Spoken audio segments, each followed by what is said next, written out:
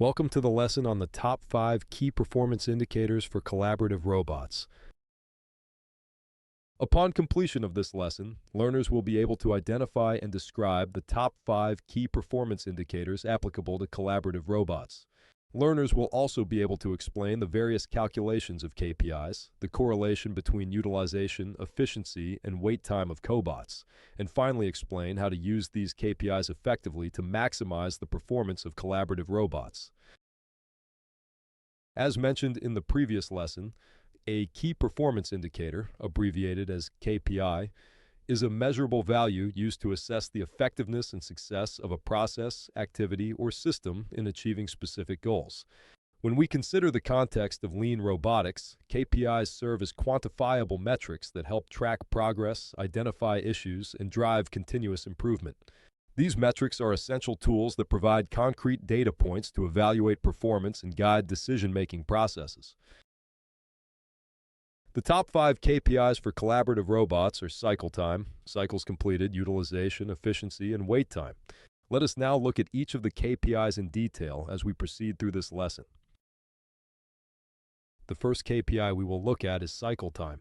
Cycle time measures the duration of one robot sequence during a process. Cycle time can be analyzed in 2 ways: overall cycle time and machine cycle time.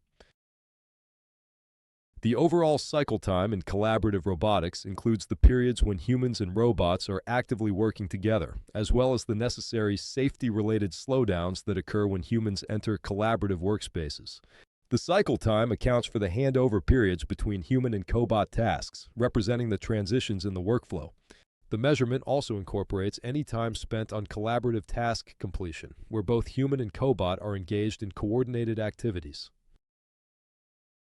Machine cycle time specifically measures how long the cobot takes to complete its programmed tasks. This timing varies depending on which collaborative mode is being used. For example, the cobot may operate at reduced speeds when working near humans. The measurement focuses purely on the cobot's direct operational time, which is the actual time spent performing its assigned functions.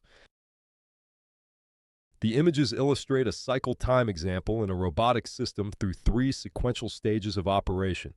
The sequence shows a robot's movement cycle presented in 3 distinct frames. In the first frame, the robot on the top left is shown in its home position, which is the starting point of the operation. The second frame captures the robot in its staging position, where it performs its designated task. Finally, the third frame shows the robot returning to its home position, completing the full cycle. This visual representation helps demonstrate how cycle time is measured through a complete operation cycle, from start position through task execution and back to the starting point. Achieving optimal cobot operation is directly linked to maintaining short cycle times. It's essential to understand how to properly calculate robot cycle time to ensure efficiency. When approaching cycle time optimization, it's best practice to always search for the simplest solution first.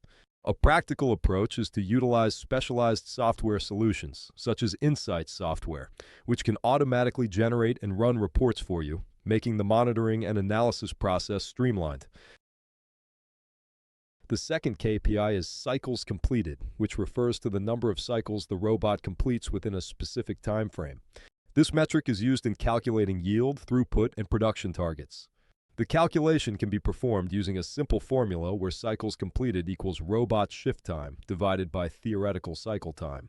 This measurement helps operations managers assess actual production performance against planned targets. To calculate how many cycles the robot should ideally complete during a period, divide the robot shift time by the theoretical cycle time. Robot shift time is the total time the robot is available and working during its shift. In this example of an EV battery pack assembly, a robotic cell performs automated stacking of battery cells. The robot shift time is 10 hours or 600 minutes.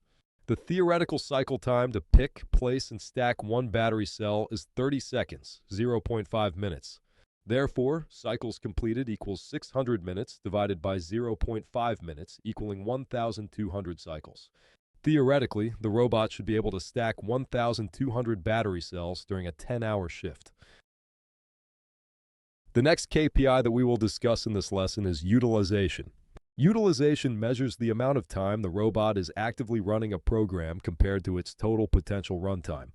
It highlights how planning or lack of planning impacts the robot's operation. Utilization also helps measure where the lack of planning is affecting the operation of the robot. An example of this is a robot that idles and causes consistently low utilization. This displays lack of planning or understanding of the robot's capabilities. To calculate how much of the robot's potential working time was used, divide the time the robot actively runs a program by the total time. Let's break it down. Total program time is the amount of time the robot actually runs a task or a program during its shift. For example, if the robot worked for 5 hours during an 8-hour shift, this is the value you would use. Total time is the overall time the robot is available to work, whether it is running a task or not. For instance, in an 8-hour shift, the total time is 8 hours. Multiplying by 100 converts the result into a percentage. Utilization helps measure how effectively the robot's time is being used. By calculating and analyzing this metric, you can improve scheduling, avoid unnecessary downtime, and ensure the robot is operating at its best potential. Let's consider 3 scenarios for assembling 50 units. In scenario 1, the robot takes 4 hours to assemble 50 units, resulting in 100% utilization.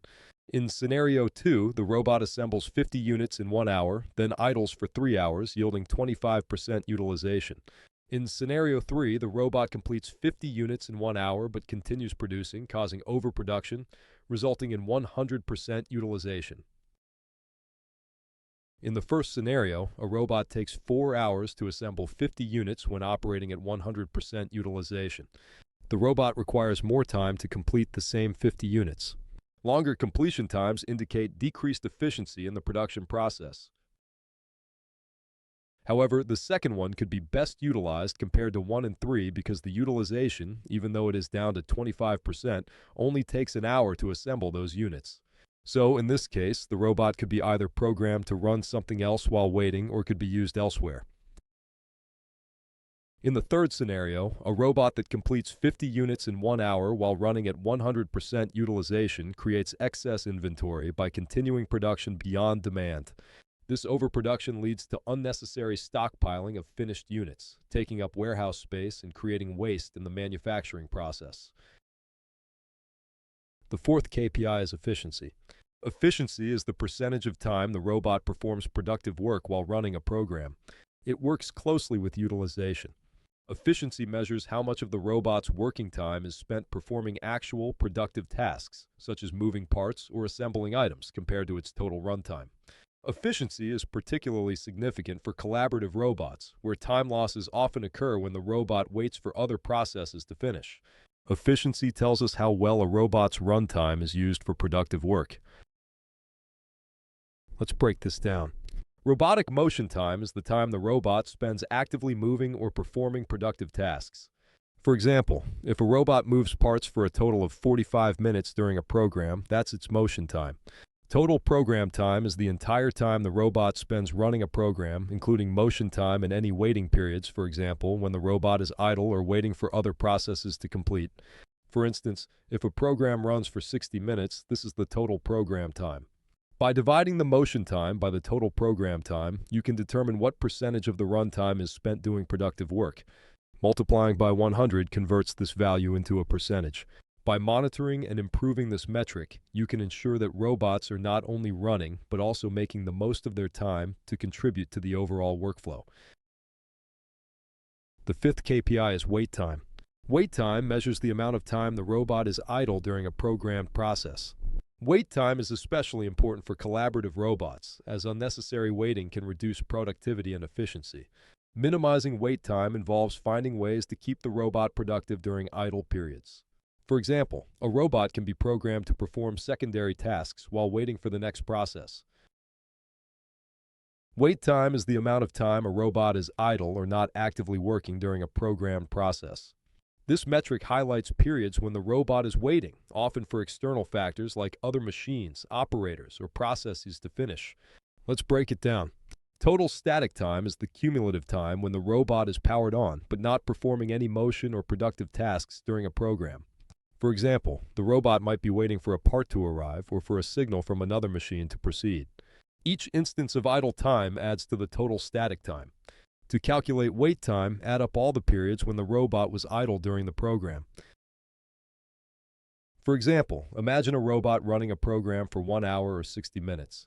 During this time, it waits for 5 minutes for parts to arrive. It pauses for 3 minutes while another machine completes a task. It spends 2 minutes waiting for an operator's input. The total wait time is 5 minutes plus 3 minutes plus 2 minutes, which equals 10 minutes. Let us now look at the differences between utilization, efficiency, and wait time. Utilization reflects the total time a robot runs a program. Efficiency measures the productive motion time within that runtime. Wait time accounts for the periods when the robot is idle. Together, these metrics provide a comprehensive view of the robot's performance. For example, utilization equals wait time plus efficiency. If a robot has a 10% wait time and 50% efficiency, its utilization is 60%.